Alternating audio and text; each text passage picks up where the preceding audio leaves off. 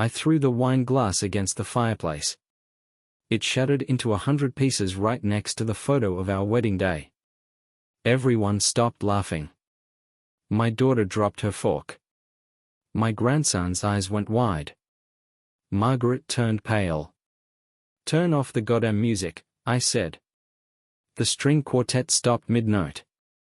The silence that followed was so deep you could hear the fire crackling behind me. "Tonight," I said slowly, "we celebrate the biggest lie I've ever lived." People glanced at each other, unsure if it was a joke. "It's not a toast," I added. "It's a funeral. For the illusion of love." Margaret stood up. "Harold, sit down." "What are you doing?" I pointed at her with a shaking finger. "I stayed silent for 50 years. But tonight, the silence ends." I reached into my jacket and pulled out a small remote. The projector behind me came to life. I pressed play. The first image was a blurry photo of Margaret, younger, sitting on the lap of a man who wasn't me. My best friend. The timestamp said 1986. She gasped. Then came another photo, her hand in his, walking out of a motel. A receipt. Another picture. A third man. A fourth. A letter she wrote by hand. Then an audio recording of her voice, whispering things I never heard from her, things that weren't meant for me. Guests were frozen. My son stood up like he wanted to stop me, but then sat back down. He knew. Or maybe he didn't, but he didn't want to be part of it anymore. I built her a home. I gave her my life, I said, calm but bitter. And in return, she gave herself to anyone but me. Margaret tried to walk toward me, but I raised my hand. "Don't. You've performed enough." The screen went black. "I kept everything," I said. "Every receipt. Every message. Every lie. I spent decades pretending I didn't know. But I did. And I waited for this moment." I turned to the guests. "I invited you here not just to celebrate her birthday, but to show you who she really is. Behind the pearls and polite smiles. Behind the prayers and the casseroles. This is the woman I've shared my bed with. This is who you've praised for decades." Margaret collapsed into her chair. Her makeup ran down her face. No one moved to help her. "I wrote her a poem once," I said. "When we were young." She laughed at it. Said I was too sentimental. So I stopped writing. I pulled out a small black box. But I didn't stop remembering. Inside the box were printed emails, photos, a hard drive. I handed it to my daughter. "Everything is in here. You deserve to know what kind of mother you had." She took it with trembling hands, her eyes locked on her mother, who now looked 20 years older in a single minute. "You destroyed 50 years of my life," I said. "But you didn't break me. You just made me careful." Margaret covered her face with her hands. I turned to the door. "I'll be gone by morning. The house is no longer yours. The deed was signed over last week. The bank accounts are closed. The lawyer will be in touch." No one said a word. I walked out into the cold night air. I had no idea where I was going next. But for the first time in decades, I felt free. The night after the birthday party, I didn't sleep. Not because I was angry or anxious, those feelings had died long ago. I stayed awake because I felt something I hadn't felt in decades, a clarity. For 50 years, I had lived in fog. That night, I stood outside the house I built with my bare hands and watched the porch light flicker, knowing I would never see it again. I sat in the truck until sunrise, parked across the road, watching as the house slowly came alive. A bathroom light turned on upstairs. Margaret was still there. She hadn't left. Of course she hadn't. Where would she go? Her pride would never let her crawl back to any of them. Especially not after what they saw. At 7:12 a.m., I saw the front door open. She stepped outside in her robe, holding her phone, looking side to side like a criminal checking for witnesses. I watched her dial. I didn't need to guess who she was calling. It wouldn't be the kids. Not after last night. I watched her talk for a few minutes. Then she just sat on the porch, silent, staring into nothing. I knew that stare. That wasn't shock. That was calculation. Margaret was many things, but never weak. She was thinking. Planning. So was I. I started the engine and drove off. I didn't look back. The motel I checked into was off Route 12, 20 minutes out of town. Cheap, ugly, and perfect. Room 9 smelled like smoke and lemon cleaner, and the mattress was stiff as plywood. But it didn't matter. I wasn't there to rest. I was there to finalize the next part of the plan. I opened my briefcase. Inside was the second flash drive. The first had been handed out to the guests. But this one held the rest. The parts no one had seen. Yet. You see, Margaret's betrayal wasn't just about sex. It was deeper than that. It was about power. Control. For years, she manipulated the kids. She controlled how they saw me. Turned them against me without a single argument. Just little comments. Looks. Moments. She built an image of herself as the heart of the family and painted me as some cold, distant man. And I let her. That was my biggest mistake. Silence. But now, silence was over. I pulled out a legal envelope. Inside were documents, trust paperwork, property transfers, the new will. All signed. All filed. Margaret wouldn't see a cent more than the minimum the law would allow. The house? Now under the name of a charitable trust. The bank accounts? Closed and rerouted. A shared investments? Liquidated 2 weeks ago and moved offshore. Quietly. Legally. Irreversibly. I had met with my lawyer 6 months earlier, pretending it was about estate planning. It was. Just not the kind she expected. Margaret used to say I was slow. Careful. Too patient. She was right. I am patient. But that's what makes me dangerous. My phone buzzed. It was a text from my daughter. Where are you? I stared at it for a long moment. Then I typed back, alive. She didn't reply. I turned off the phone and lay back on the bed, eyes wide open. I wasn't tired. I was sharpening. Later that day, I went into town. I stopped by the diner, the one I used to eat at every Sunday morning before church. People looked at me like I was a ghost. The waitress smiled, but it was nervous. She poured my coffee without asking. The cup trembled in her hand.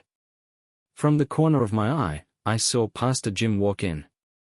He spotted me, hesitated, then came over. "Harold," he said, voice low. "That was something last night." I nodded. It was overdue. He pulled out the chair across from me but didn't sit. "You shattered her." In front of everyone. She shattered herself. I just removed the curtain. He looked like he wanted to argue, but then thought better of it. He placed a folded piece of paper on the table. "She wanted me to give you this." I didn't touch it.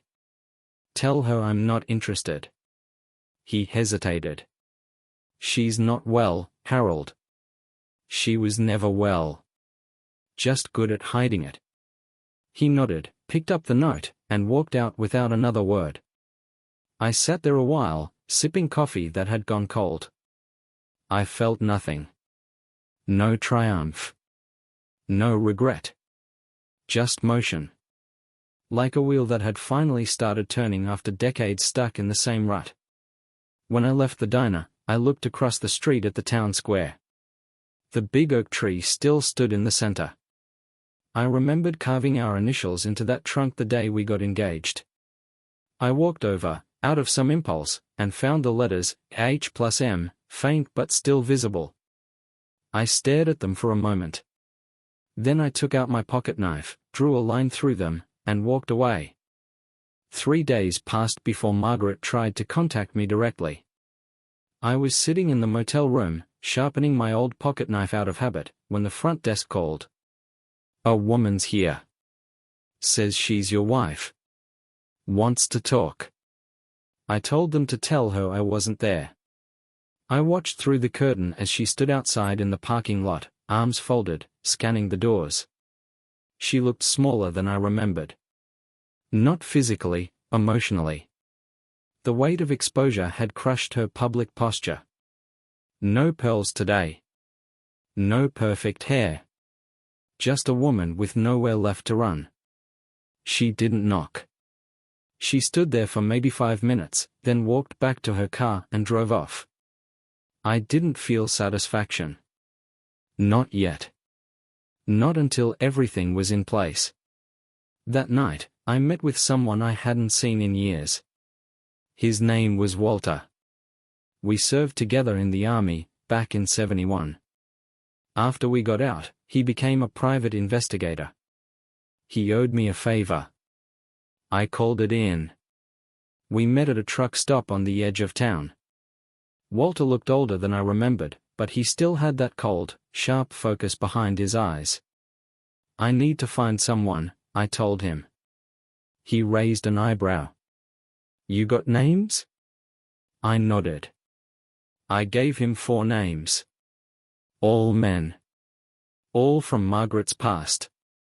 One of them had been at our wedding. "I don't want them hurt," I said. "But I want everything. Photos. Jobs. Where they live. Who they married. Who they cheated on. I want to know what they've been hiding. And I want it in my hands within a week." Walter whistled. "You planning to burn them all down?" I didn't answer.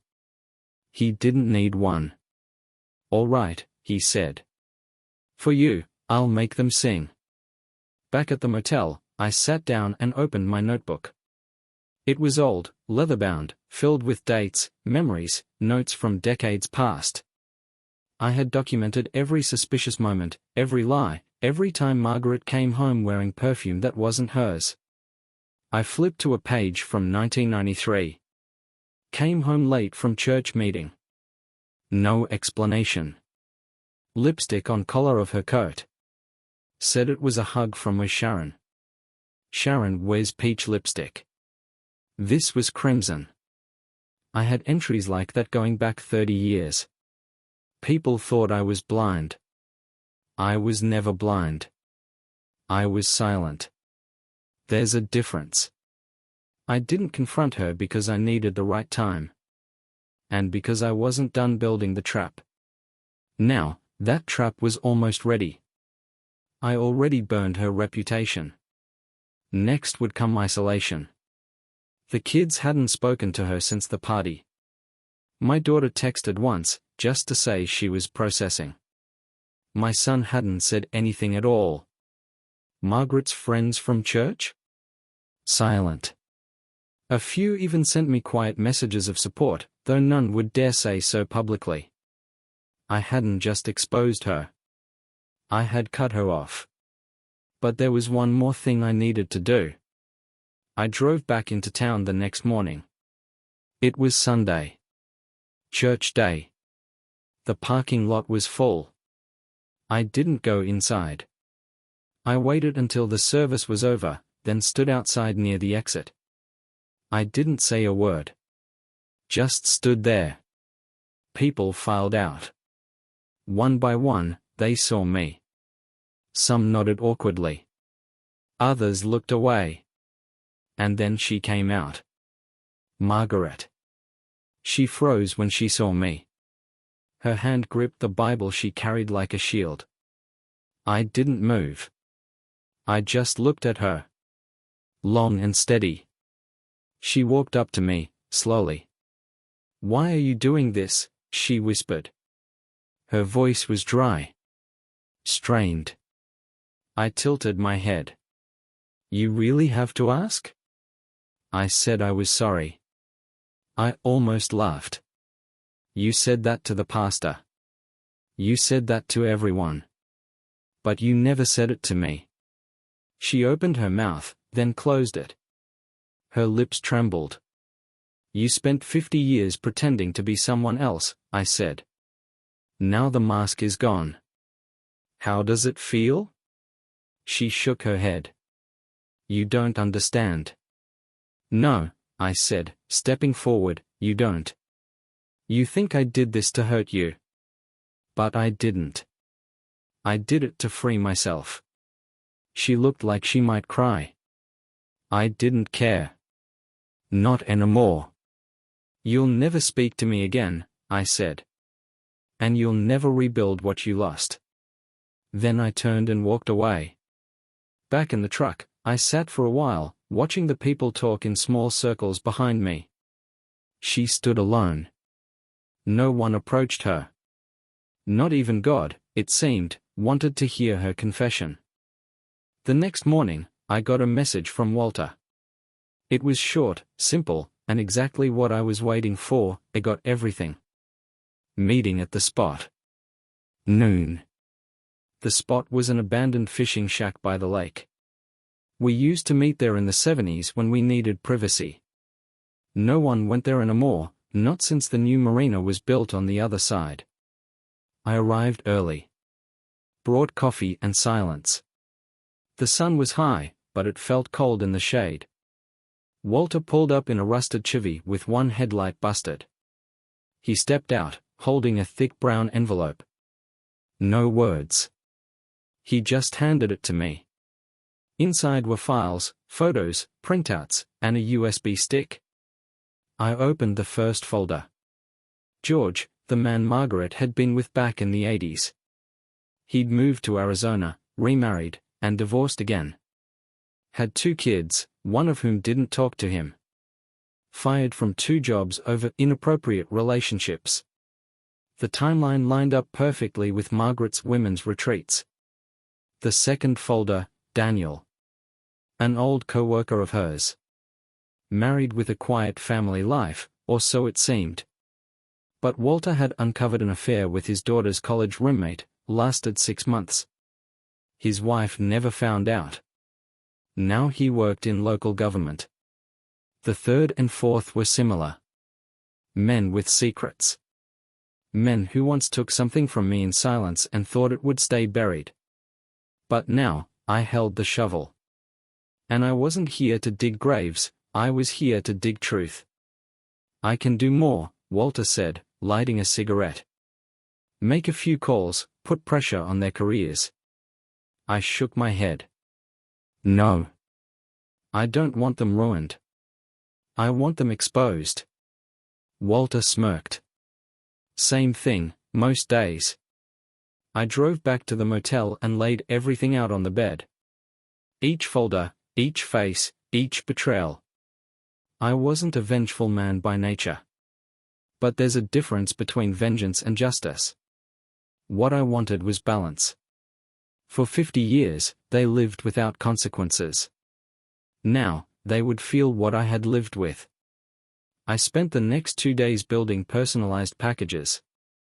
Each one included the files, photos, and a letter, handwritten by me. I didn't threaten. I didn't curse. I just told them the truth. I knew. I always knew. And now their families, their wives, their employers might know too, depending on how they responded. I mailed each package from a different town. Different post offices. I used gloves. No return address. I was meticulous. By Thursday night, they were all out in the world. The fuse was lit. I didn't feel adrenaline. Just calm. Like a man finishing a puzzle after a lifetime of hunting the last piece. The next morning, my phone buzzed. Private number. I answered. A voice I hadn't heard in decades rasped through the line. Harold, it's George. I said nothing. I don't know what you're trying to do, but... I cut him off. I'm not trying anymore, George. I did it. Silence. You playing a dangerous game, he said. No, I replied. I'm finishing one. He sighed. I made mistakes. It was a long time ago. I leaned back on the motel bed. You were at my wedding, George. You toasted us. Then you slept with my wife. It wasn't like that. It was exactly like that. He tried again. We were drunk. It was a moment. Don't. I paused. I remember every moment I kept my mouth shut while you smiled in my face. While she held your secrets and expected me to hold my silence. Another pause. Then a whisper. What do you want? I didn't hesitate. Nothing. This isn't a ransom. This is a mirror. And I hung up. Later that day, Walter texted again. They are panicking. One called his lawyer. Another called his pastor. Good. Let them pray. Let them confess. I stepped outside into the chill wind. The world looked the same. The same trees, same sky. But for the first time in my life, I wasn't standing in a lie. I was standing in something clean. And I wasn't done yet. The 5th day after the party, I drove back into town, not to visit anyone, not to make a statement, but to sit in the cemetery. I parked by the old oak tree at the edge of Rosehill Cemetery and walked to the bench where I used to take lunch breaks back when I worked construction in my 30s. I knew this place better than I knew any church. It was quiet, unchanging. Death, unlike people, was honest. I looked at the gravestones in front of me. One belonged to my mother. The other, to my older brother, who died young in Vietnam. I hadn't been there in years. Not because I didn't care, but because life had a way of distracting you with people who didn't deserve your time. Now, finally, I had no distractions. I sat there in silence for over an hour. No phone. No watch. Just the breeze and a few dry leaves rolling across the grass. Then I heard footsteps. Margaret. She stood a few feet behind me, not saying a word. I didn't turn around. I just listened to her breathing. I figured you'd be here, she said. I said nothing. You always came here when you needed to think. Still nothing. She walked slowly and sat down on the far end of the bench. We sat like that for several minutes, two people separated by decades of silence finally sharing it together. I'm not here to fight, she said softly. Or beg. I need to understand. I turned my head slightly. Understand what? Her eyes met mine. How long have you known? Since 1985. She blinked. All that time, and you never said a word? No. Why? I looked down at my hands. They were calloused, sun-stained, old. Hands that had built homes, held children, fixed broken machines, and held back more anger than most men could survive. Because if I said something then, I said, I might have done something I'd regret. She nodded slowly. So you waited. I waited until I didn't feel anything. And then I built the truth. Tears welled up in her eyes. You hate me. No, I said. I did. Then I pitied you. Now I don't feel anything. She wiped her face. They won't talk to me. The kids. I know. You turned them against me. No, I said sharply. You did that. I just showed them who you are. She looked away. I was lonely, Harold, she said. You were always so quiet. You buried yourself in work. In routines. I felt invisible. And instead of telling me, you crawled into other beds. She didn't argue. Just sat in the stillness of what she had done. I never stopped loving you, she whispered. You stopped respecting me, I replied. And that's worse. She sobbed once, a quiet, broken sound. I know I ruined everything, she said. But I didn't think you'd ever destroy me like this. I turned fully toward her now. Destroy you? Margaret, I gave you 50 years of peace. I swallowed every doubt, every insult, every betrayal. And I stayed. Not for love. For duty. For the illusion. And you think this, what I did, is destruction? She didn't answer. I leaned in just slightly. You destroyed yourself. I just turned on the lights. Her shoulders trembled. I could see how fragile she'd become, like a mask that had been worn too long and could no longer hold. I stood up. She looked at me with wide, wet eyes. Are you really leaving? I already left. The moment I found that first letter.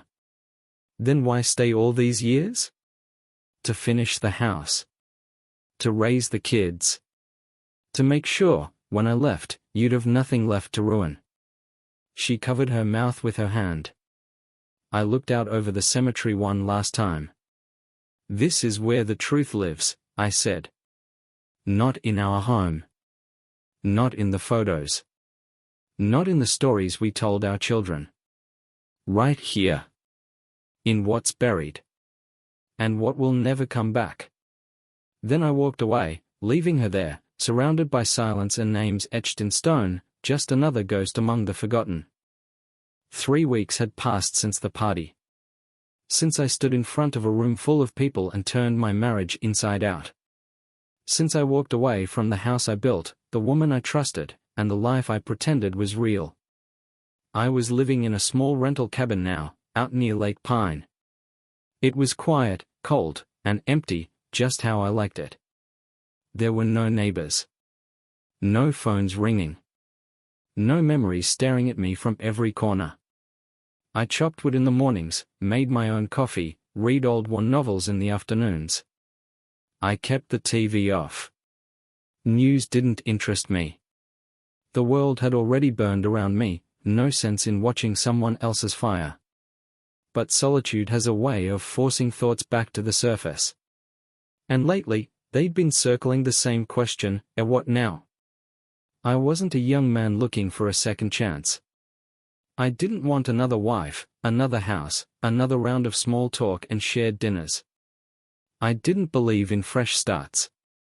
I believed in clean endings. But even the cleanest cut leaves a scar. One morning, while splitting logs behind the cabin, I saw a car slowly approach on the gravel road. It was unfamiliar. Black. Polished. A little too careful in the way it moved. The kind of car someone drives when they've rehearsed what they are about to say. I set down the axe and waited. The door opened, and my son stepped out. David. He hadn't spoken to me since the night of the party. I figured he needed time. Or maybe he didn't know what to say. I hadn't expected to see him, especially not out here. Hey, Dad, he said, his voice tight. David. He looked around. This place is remote. That's the point. He nodded. Can we talk? I gestured to the porch. We sat on opposite ends of a wooden bench that creaked beneath our weight. He rubbed his hands together, searching for words. I talked to Mom, he finally said. I figured. She's broken. She did it to herself.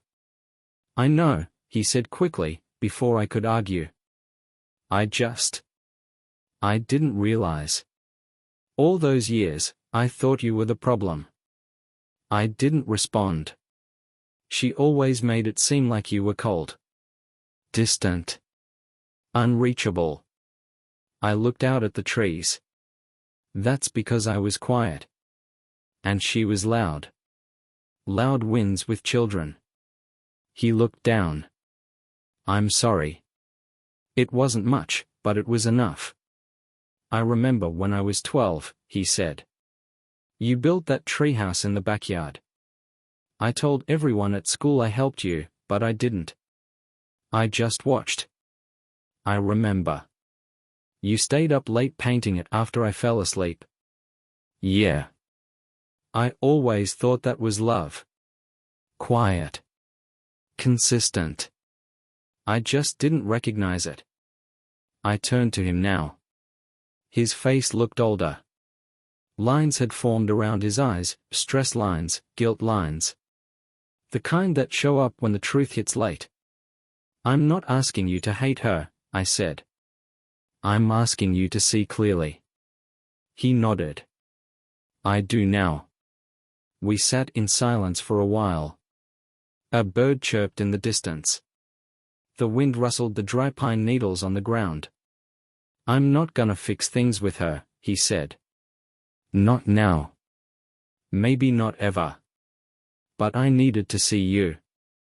To say it. Then I'm glad you came.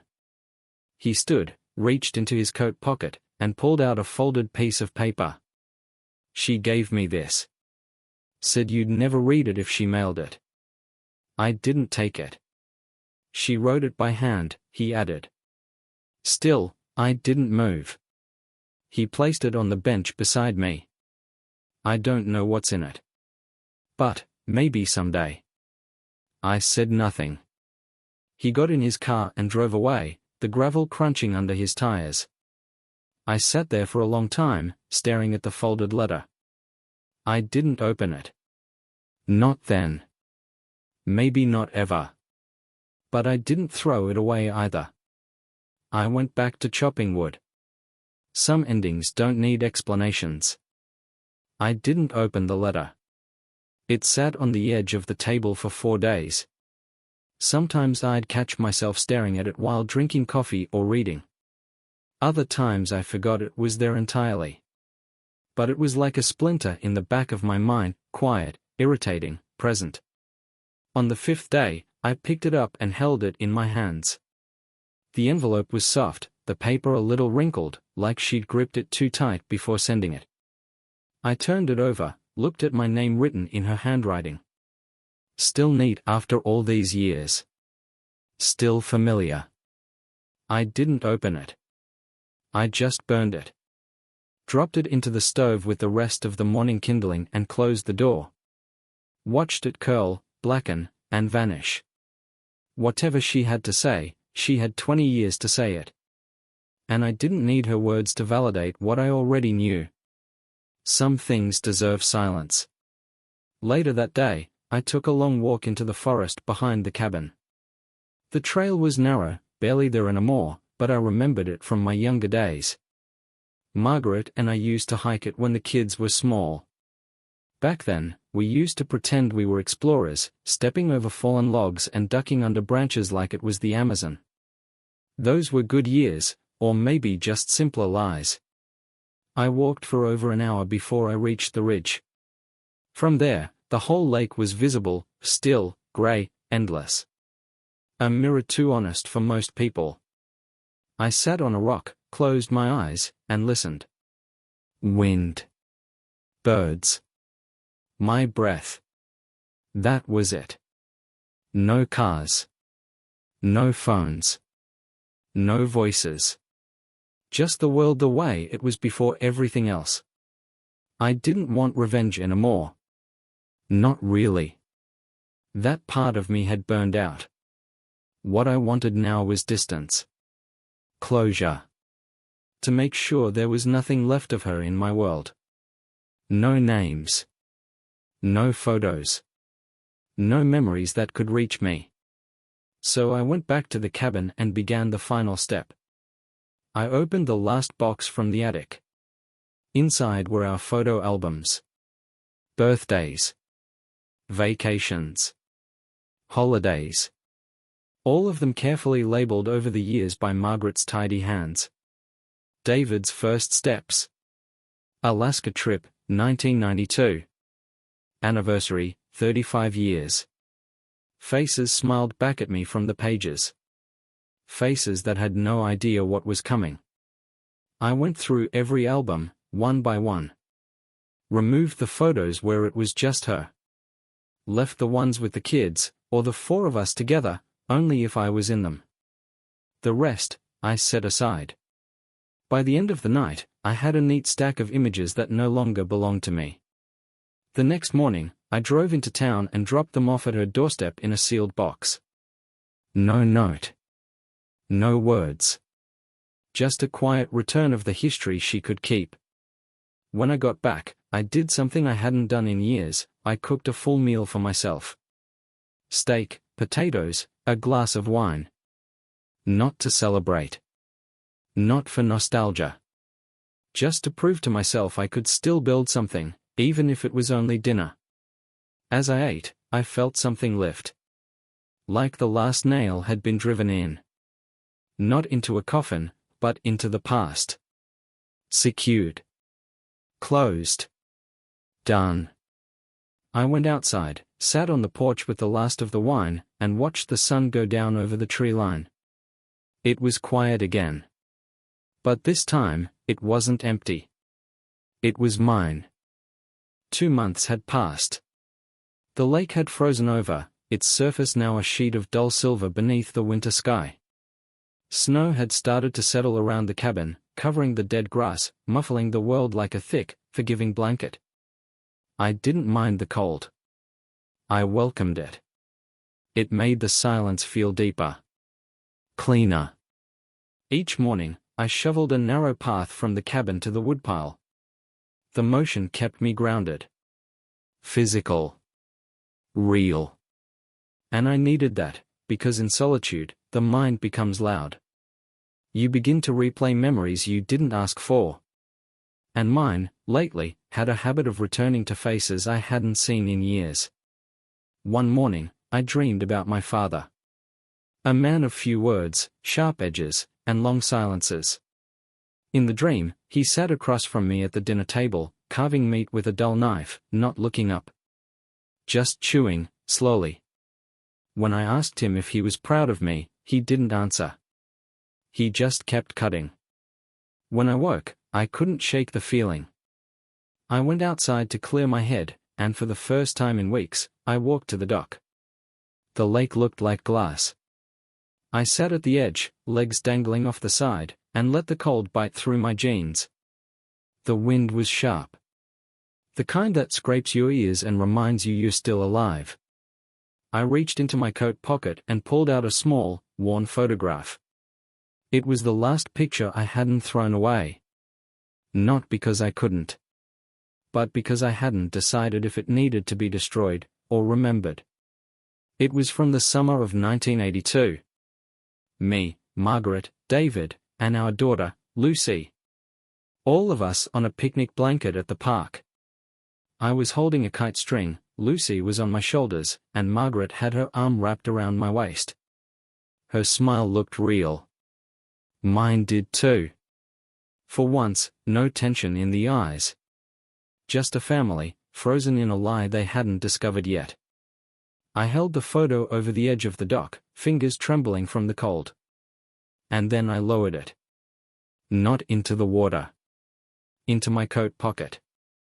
Maybe I'd burn it tomorrow. Maybe not. That night, I made tea instead of coffee. Something about the warmth without the bitterness suited me more these days. I sat by the stove, watching the flames dance behind the glass. No radio. No TV. Just fire and thought. At around 8 p.m., headlights cut across the wall of the cabin. I stood up, instinctively stepping away from the light. A knock. Slow, 3 times. I opened the door. It was Lucy. My daughter. I hadn't seen her since the party. I'd wondered if I ever would. She looked older. Tired. But her eyes were sharp. Awake. "Hey, Dad," she said. I stepped aside. "Come in." She hesitated before walking in, her boots tracking snow across the wooden floor. "I didn't know if I should come," she said, unwrapping her scarf. "But I needed to. For myself, I guess." I poured her tea without asking.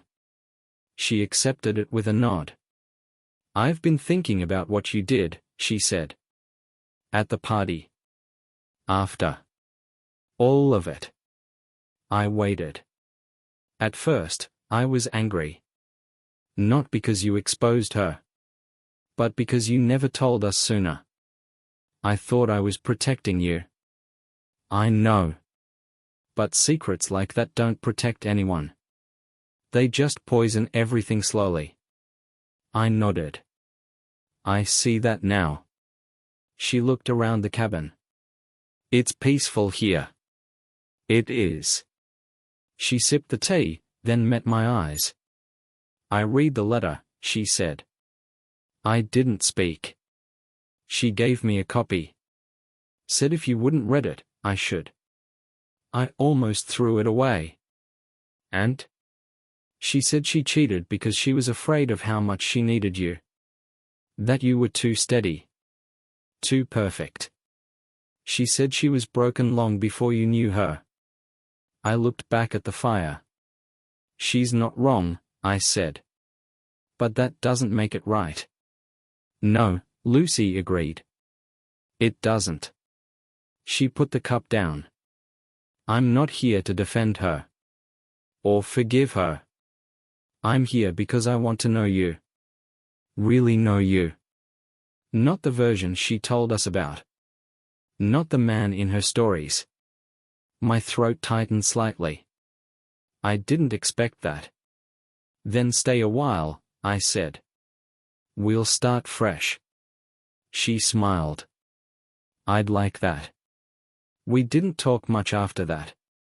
We didn't need to. She stayed the night in the spare room, and in the morning, I made her pancakes, like I used to when she was little.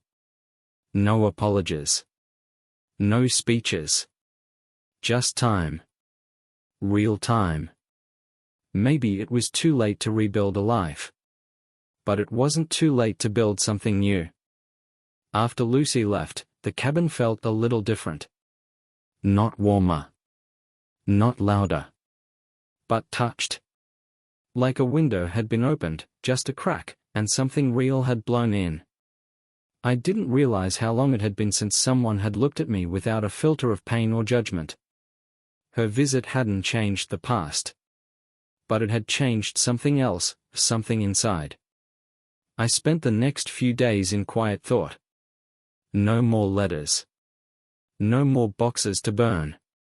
The revenge was done. The silence had spoken. What remained was what I'd avoided for most of my life. Myself.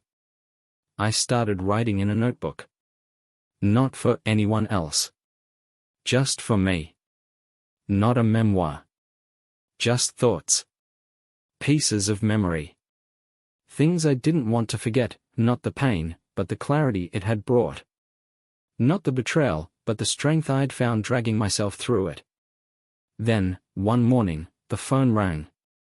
I'd almost forgotten I still had one. The number was local. I answered. Mr. Halston? Yes. This is Officer Reyes, County Sheriff's Department. I need to inform you there was an incident. I didn't speak. It's about Margaret. My jaw tightened. She was found this morning in her sister's house in Colorado. She's alive.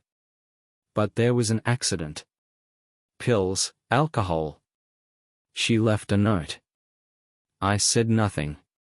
She listed you as next of kin. The sister says she hasn't spoken to Margaret in 2 weeks. Seems like she slipped into something dark. What do you need from me? She's stable. But she's asking to see you. I exhaled slowly. I'll think about it. I hung up. I sat with the phone in my lap for a long time. It wasn't pity I felt. It wasn't guilt either.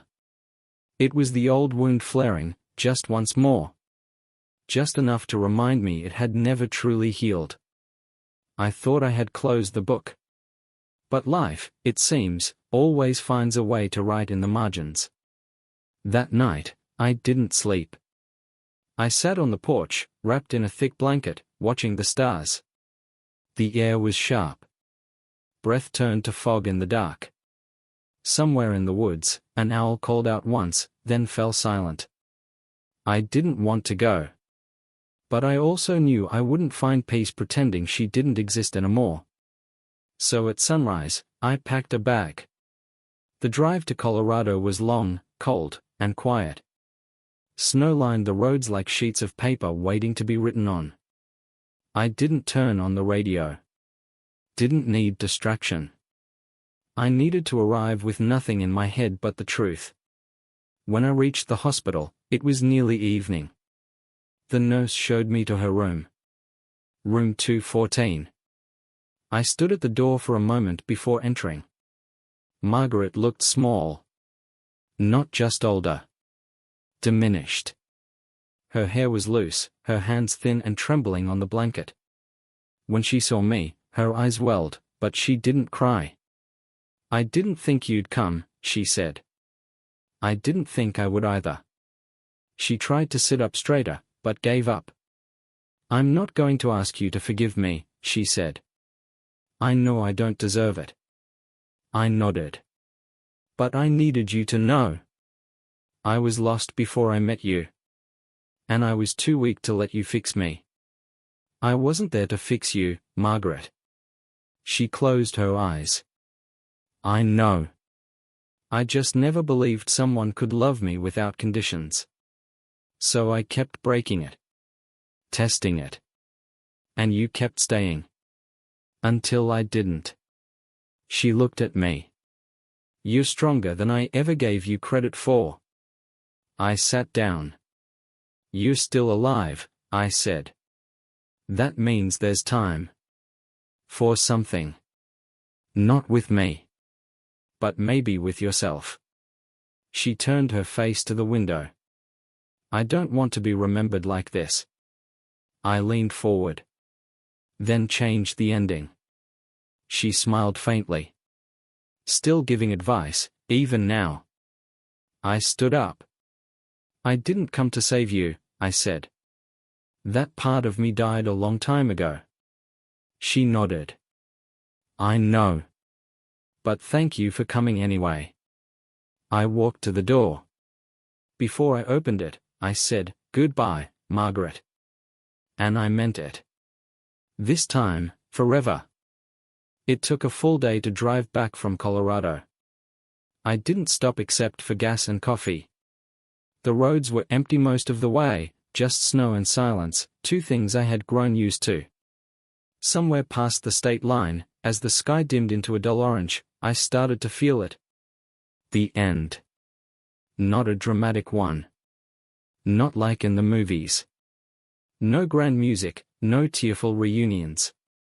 Just a long, cold road leading home to a place that was finally mine, untouched by lies, untouched by her. When I pulled up to the cabin, it was past midnight.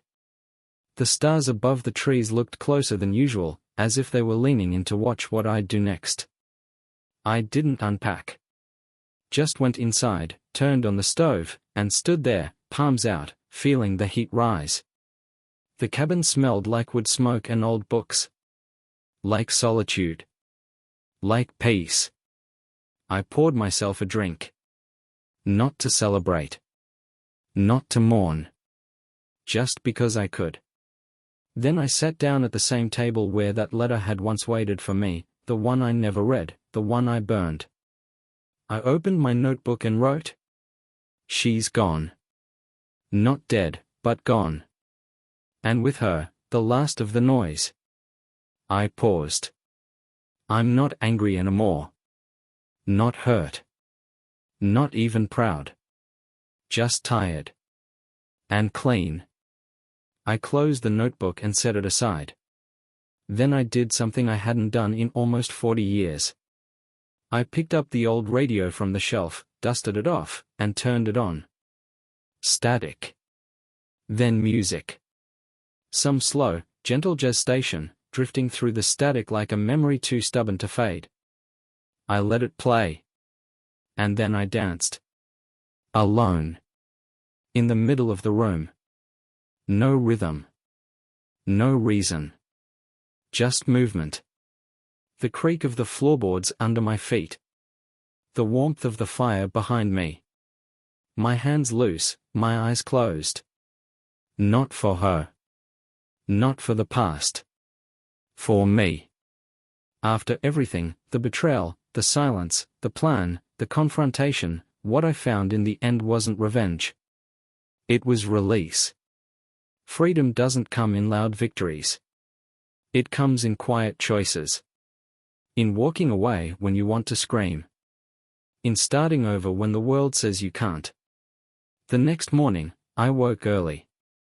I made pancakes. The kind my daughter liked as a child. I ate them slowly, looking out the window at the lake, still frozen, still whole. Then I walked to the dock. This time, I brought the photo. The one from 1982. I held it in my hands one last time. Me. Her. The kids. A lie, yes, but also a moment. A real one, in its own way. And then I let it go. The wind caught it. The lake swallowed it. No ceremony. No second thoughts. Just peace. I turned around and walked back toward the cabin. There was nothing left to bury. Only what I would choose to grow.